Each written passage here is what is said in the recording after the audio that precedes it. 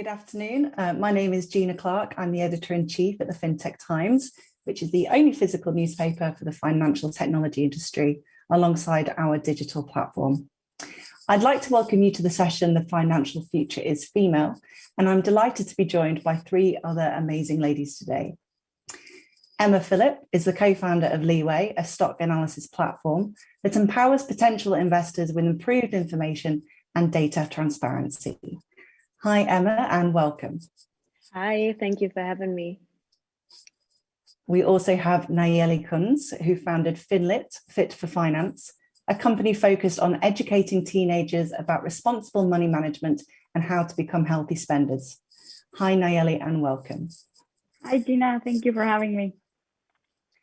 And last but not least, we have Désirée Mettraux, the CEO of classic car insurance specialist OCC. OCC is the market leader in Germany, Austria, and Switzerland for the insurance of classic cars or vehicles. So welcome, ladies. Hi, Désirée. Hi, Gina. Thank you for the introduction. Well, I think this is a really important session, and I'm sure there's going to be lots of great points, and hopefully the audience can send us some questions as well. But to start, maybe if you could introduce yourselves and how you got to where you are today and any particular challenges you faced along the way. I'd love to know what are the realities of being a woman in tech. So Emma, do you want to start? Yeah, sure. I mean, you basically went ahead already and told the audience about what I'm doing. So I have been co-founding Leeway, which is basically also a platform that provides information. So it's aimed at helping people access the stock market and make better decisions there. So what we do basically is show how well a company is off financially, which provides a lot of information about whether it's a good stock or not. We also provide other kinds of information, but that's our main thing basically. Yeah, so for me, basically the process was very similar to the one that a lot of our users face. So I really had to get into the topic of the financial markets, of stock investments. I also studied management, so that helped a lot with understanding things like the balance sheet of a company, for example, or the financials like debt levels and all these things that tell you so much about the health of a company. So that was really a challenge, but it was also a great project to work on. And it's actually super interesting how all these things work because it's so universal in the world that we live in today. So yeah, that was basically my path there. And now I am still involved in the company, but I also work for another fintech startup, which is not only providing information, but also helping the people like really invest and balance their portfolio. So I'm doing a lot in fintech at this point, and that's me. And in terms of sort of being a female and obviously being in a bit of a male-dominated industry, have you found any opportunities or challenges as you've gone forward in those jobs? So first of all, when it comes to the opportunities, I really think as there's so much initiatives trying to support women in tech, women in finance, it's really something that you can use for yourself. So things like this event, or there are programs to support female founders. And I actually, when I started off, I didn't have the idea to use these things. I almost felt like I was like cheating by playing the female founder card. But my co-founders really told me like, you're women, like use it. And I started using that. I started taking part in programs that support female founders, met other amazing female founders, and really tapping into that community and tapping into the resources that are provided to young women do it, use it, it's yours. When it comes to the challenges, I really thought, so personally, I think I am very confident. I try to be as professional as possible. So I never really realized that there are limitations or that people have difficulties respecting me or anything like that. And the thing is, what's really interesting and what also connects like the female founder thing with the finance world is that when you really look at numbers, for example, the percentage of women actively investing, but also the percentage of women being founders, they tell you a little bit of a different reality. And I think it's so good to have this this reality check. And even though I think at least in our Western world, you know, like the most difficult limitations are those that you are not even aware of. Like I am not aware of any limitations, but who knows how far I could be if I wasn't a female founder, but a male one. And I think that's the point where we really have to question the systems in place, because I think the systemic differences are those that we don't realize and that have to be questioned. That's really interesting. Really difficult. Yeah. It's interesting that, you know, sometimes we don't realize that there might be opportunities that aren't available to us. Nayeli, you've also founded your own business with the aim of financial literacy. And was that based on your own experiences, or was that something you wanted to do for other people? I think it was based on the fact that I had worked in finance before. And I realized that people don't know very simple things about finance.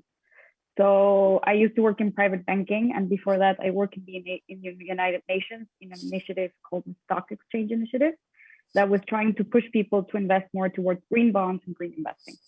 However, when you actually start talking about the financiers, the investors, you realize that, for example, we had math 1, 2, 3, we had statistics 1, 2, 3, we had all these financial-ish classes in school, but we don't even know how to budget how much we should pay on rent, or how much we should pay as a down payment on the mortgage, or what insurance to use, or how does these overlap sometimes.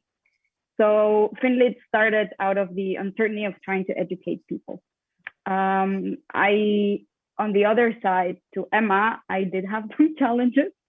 A lot of them because I was a woman, others because I was a Latina woman. That came on top of it towards as well, which in Europe is looked at a little bit more challenging as well. I actually have an anecdote that a few months ago, I had an interview at a huge major insurance here in Switzerland.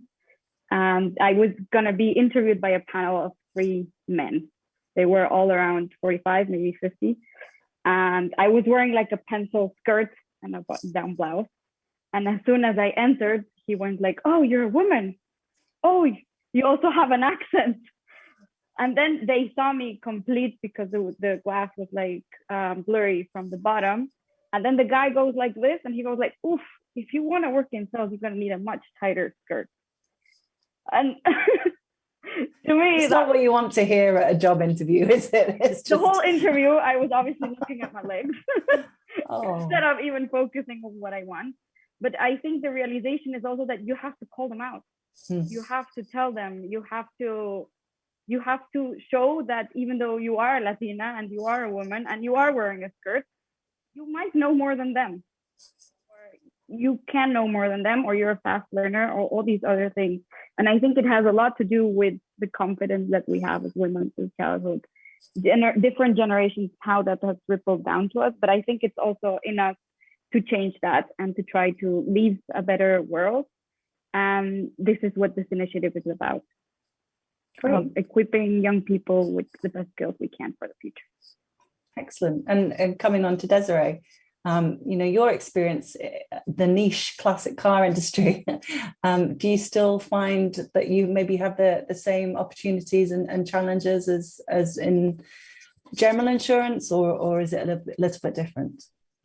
So when I started 20 years ago, my business career, and that did like different things. I was in a big insurance company, so like this whole corporate thing. I did smaller companies. I founded my own company with camper sharing, and I have also founded an insurtech company for a Swiss insurance. And now I'm like in another role, because now it's like a bigger company, as in the role of CEO with going forward with the digital transformation.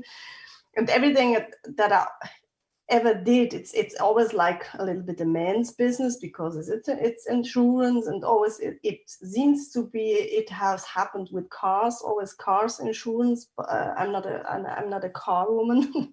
I'm like passionate for insurance and tech and all that stuff, because I believe in that insurance must be and can be sexy in future, but I'm still working on it. So that's my thing that gives me drive every day.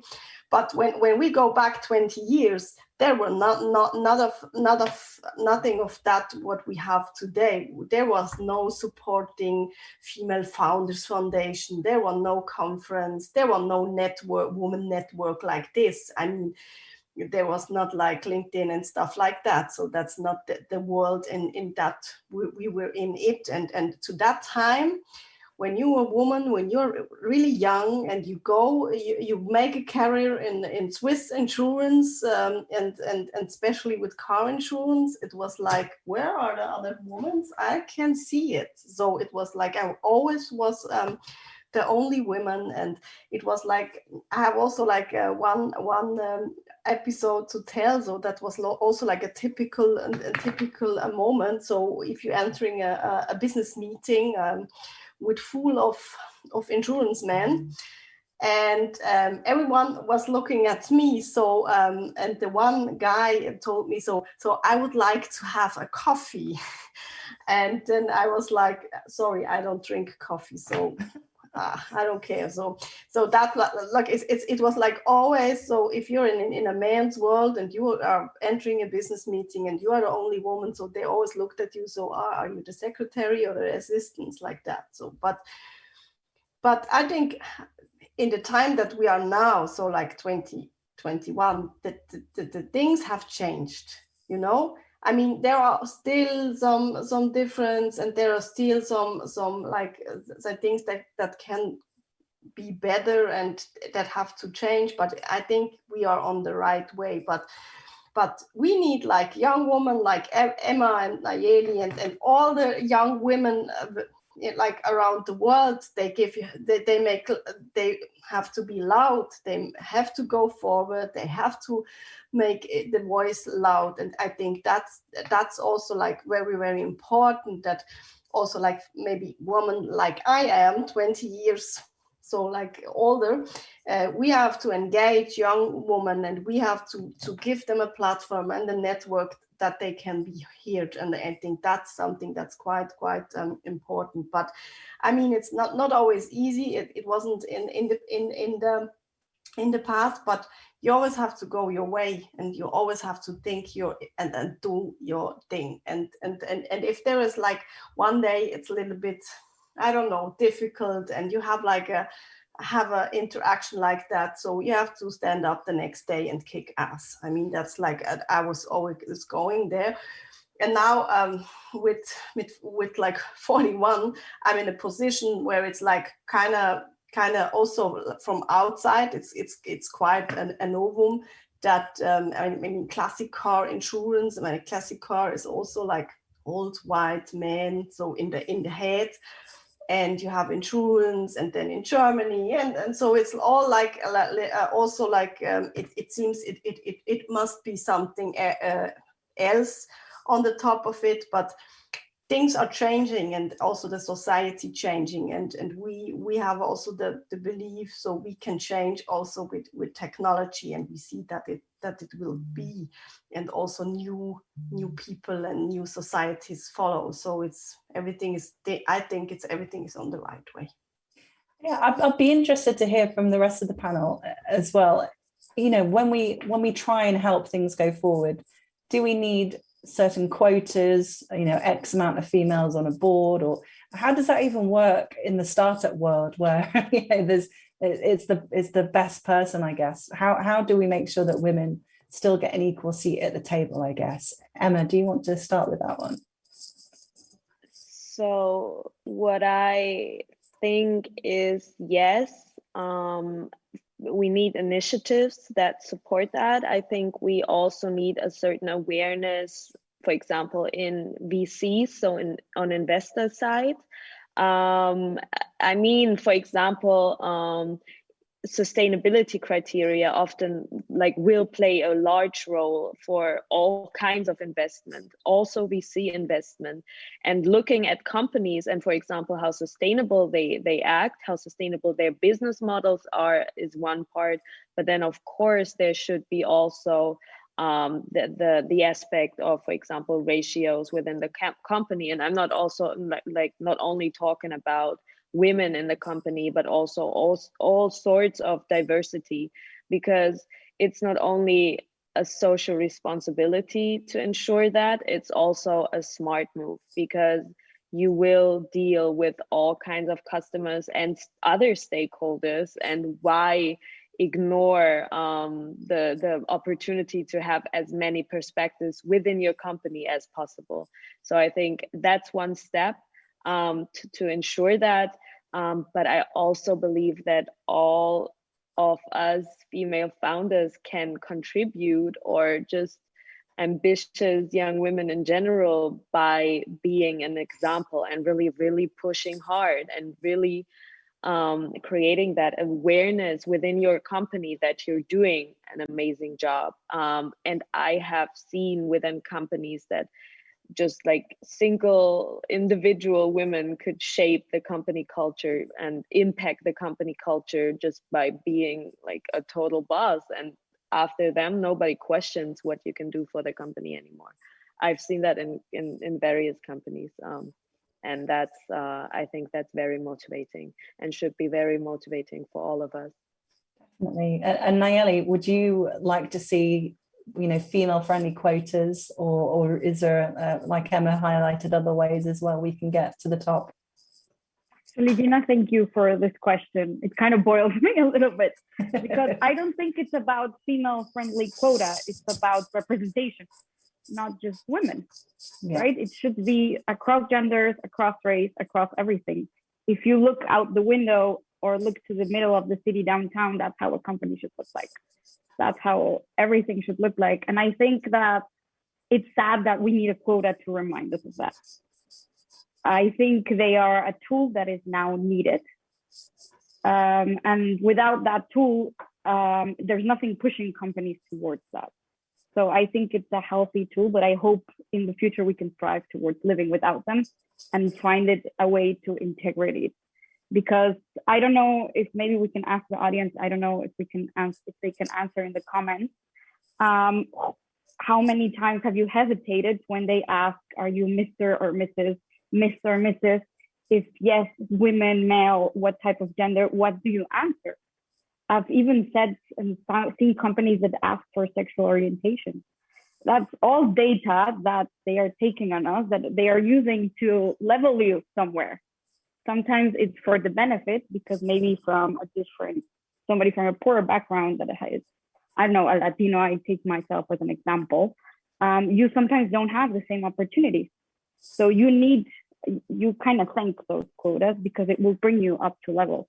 But at the end, I really want to be hired because of what I can do, not because of my race or where I went to school, or if I'm Mrs. or Miss, or if I have children or not. I want to be hired because of my skills and my EQ and my expertise. And I think that's what we should strive for. I think that what we can do to this is three things. I think we need to change the narrative to make a positive affirmation. So this is an inclusive world instead of quotas and all these other things. And then expand the scope, right? If you're looking for Black people, maybe you shouldn't hire on LinkedIn when 70% of people on LinkedIn are male, white, right? Maybe you should go to a Black school. for example. And the other one is we need to change and expand the definition of what is a good contractor or an ideal candidate. And I think that, God, if you're uncomfortable, then it means that you're learning. That's really, yeah, I like that. If you're uncomfortable, it means that you're learning, taking something forward. And Désirée, how would that work if you were to have sort of blind application processes in something like the insurance industry? Because I guess a lot of the hirings from there will come from people who know somebody, or, you know, how would it work to try and tackle those perceived borders and barriers to get women more in the spotlight? It would be great. I mean, there are, for me, are like two sides. You have to be, you have to engage, and you have to be ready as a company that you are open for everyone. So that's also like something that's a mindset. So if you have like a classical sales function, so everyone has in the insurance industry, you see a man. So be open and say, okay, why we don't take a woman? But on the other hand, I always like thinking that we have also to look, or a lot of women have to look, or we have to engage them, that they always also say, hey, I'm interested in that, because that's I think the other part. By often I see also a lot of companies and people that I know also from network, they do look for women, they do look for something different, they do look for diversity, but there is no one. So I think that's like that's the other side. So in my view, I mean, the speech and the message must be, it doesn't change anything. So we always discuss about men or woman or stuff like that. That should not be the discussion. The discussion should see what's the role, what's the competence, what is worth for the company to hire someone, and that we going forward with this role. And I think the discussion often is not on the right spot. So that's my view. But yeah, so but everyone who is in this, and everyone who is in one of also like a conference like this, have the possibility to change this tomorrow. So just do it. No, that's a really good advice. And I guess maybe we could roll into the next two questions. So what advice would you give to women at this conference of what they can do to help other women? And maybe also, what advice would you have for younger women, maybe going through school to get a bit of a leg up in the financial world? What should they look to think about, whether it's studying or extracurricular, etc.? Emma, do you want to start with that? Okay, so about the last question, for me, my management master was extremely helpful to get an understanding of how companies work, how the finances of companies work, how the financial markets work. So if you're really interested in that and want to dive deep, study something like that.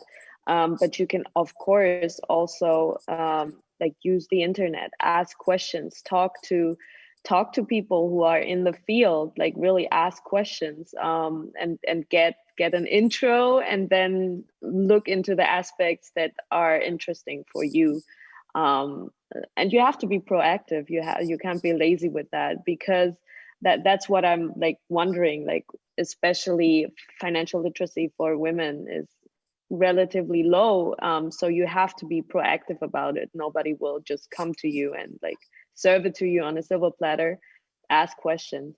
The second part, the advice that I would give to young women is to, first of all, surround yourself with the right people that should be women in parts, because I felt it was an extremely enriching experience to be surrounded, for example, in programs For example, I joined Stealth Mode at Factory Berlin, which is an amazing program for young female founders. The community there was so empowering. It was so nice. Maybe just to rant to each other and support each other, help each other with certain problems. But that doesn't it doesn't have to be that those are only women. Like, I am very much inspired by my male friends around me that are founders, that really work extremely hard. It doesn't really matter. Just surround yourself with the right people that you can ask for advice, but that will also ask you for advice at some point, because I think it's a great experience to share your knowledge, and that will also empower you further. Other than that, I would advise you to just be aware of the fact that you are a woman. So that means you have to do a little bit more, and that's just the reality right now. So be very professional all the time. Maybe if you're, I mean, for example, Nayeli told this story about her thing with the skirt. It sounds so, it's actually sad to say that, but for example, I would never wear a skirt in business context. I'm always wearing a shirt. Like right now, I'm wearing pants. I'm being aware of the problem I have, that I am young and I am a woman, of the problem, but it's just there. And lead with your professional experience, lead with the things that you can bring to the table professionally. And yeah, I mean, it like you say, it's sad that we have to think about what we wear and how we're going to be perceived. But it's like that right now, I would say. Yeah, it doesn't feel like a lot's changed, although there are big strides forward. Nayeli, what advice would you give for both for women in power, but also young women starting out?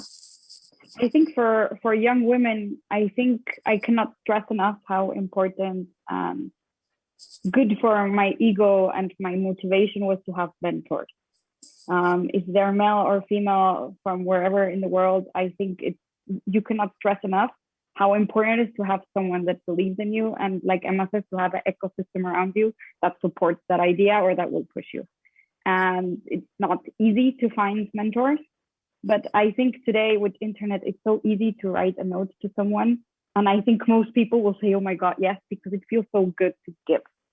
And I think that most people that are in this space will be happy to give that back, because I don't believe that because I'm a woman and I suffered, I want to make the next one suffer. I believe that we should empower each other and strive forward. And I think it's the only way to change.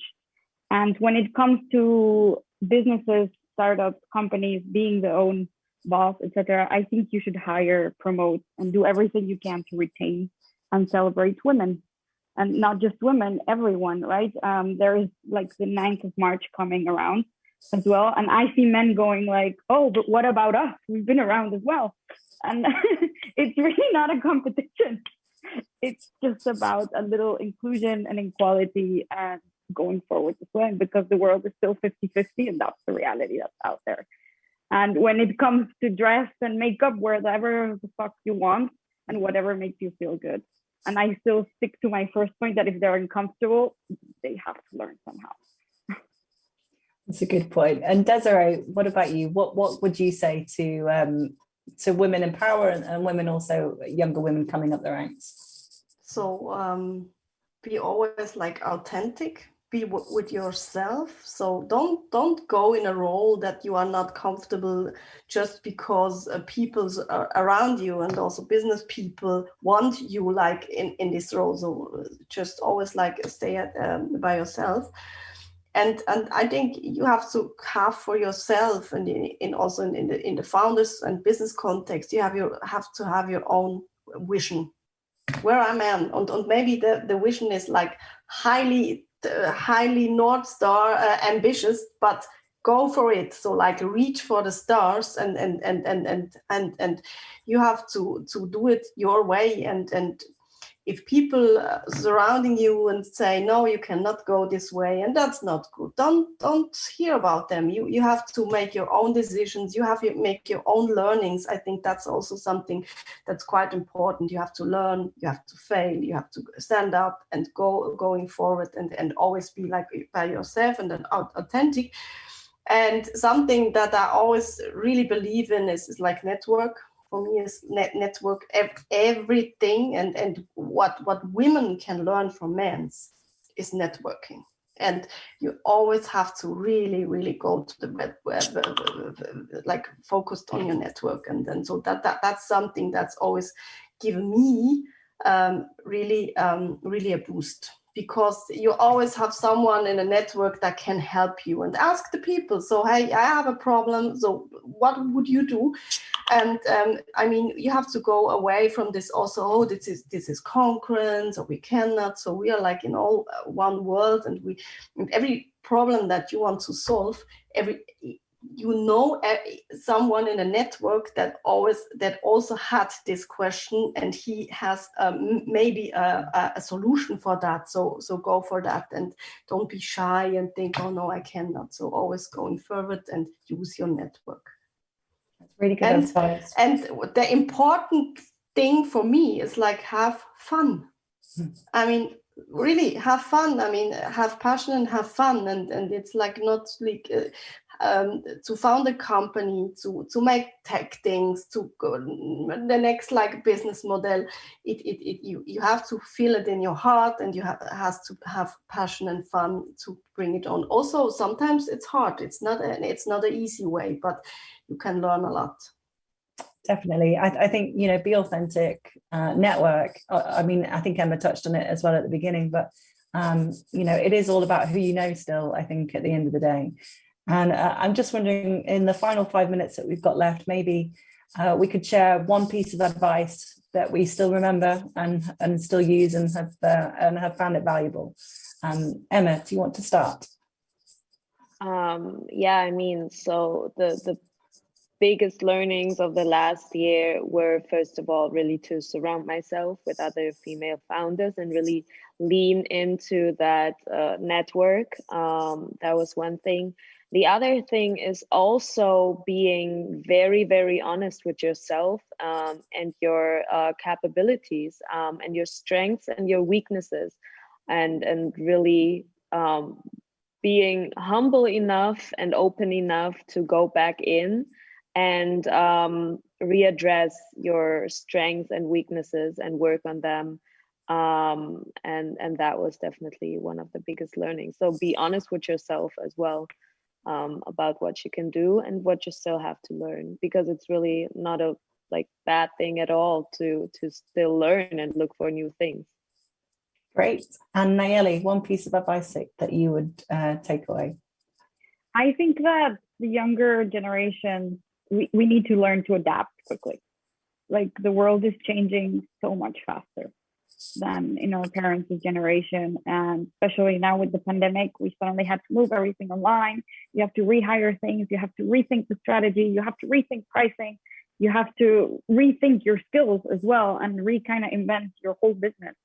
And I think it's a super important skill to learn for the future, that even if we plan and plan and plan, sometimes things don't work out at all. And like Désirée says, like, if you lose the fun, you kind of lost your motive and your focus as well. So you need to adapt and readjust. And I think that's very important. Excellent. And Désirée, finally from you, what would you give as advice, or what advice have you found useful? For me, it's really important to have mind-like people. So you have to really also people surrounding you that understands your vision, and especially if you're founding a company and the model, that must be so clear, and everyone has to go in this direction. And if you see that someone in your team or someone surrounding you is not clear with that and don't want to go your way, so you have to take distance from this person, because it's like you always have to have the positive vibe surrounding you for go higher and higher. And I think that's something that is quite important. And that's for me, so like something that the biggest ever learning for me and also in my whole career. And obviously it's quite difficult at the moment. There are different restrictions.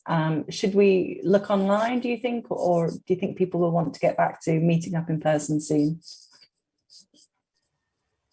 I mean, I think it's like it's a little bit difficult because it's like you always have to look how it allows at the moment. But I think to meet in person, that will never ever it's always better for the feeling and for the get together if you meet in person. But I mean, it's like the world is hybrid, everything is changing, so you also have to be flexible and take it as you get. I think there's certainly a lot of changes that we've all been through over the last 12 months that are going to inform the rest, and definitely that, you know, the generations of the women that come after us will certainly be looking at what we've been through, I think, over the last 12 months. And I think occasions like this will help us all be a little bit stronger, hopefully, going forwards. And I'm sure the audience has got some really valuable takeaways. So thank you ever so much, Emma, Nayeli and Désirée for being my guests this afternoon. And I'd just like to pass you back to the main stage now and just say a big thanks from me. My name is Gina Clarke and I'm the Editor-in-Chief at the FinTech Times. Thank you, everyone. Thanks so much for having us.